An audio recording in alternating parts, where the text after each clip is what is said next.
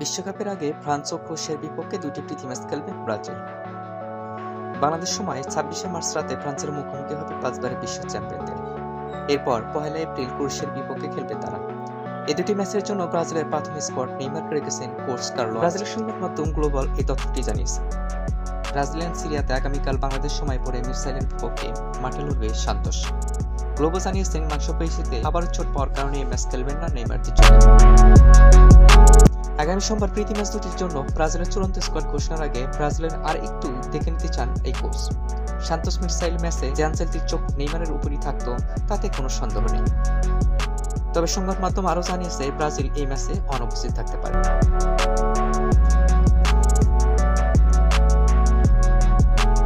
Global এটিও জানিয়েছে Neymar তার চোটের ব্যাপারটি বলার পর সান্তোস তাকে এই ম্যাচ বিশ্রাম দেওয়ার সিদ্ধান্ত নেয়।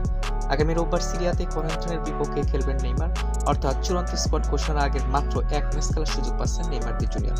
এখন দেখা যাক কার্লো আনচেলতি কি করেন, নেইমারকে স্কোয়াডে রাখেন কি না।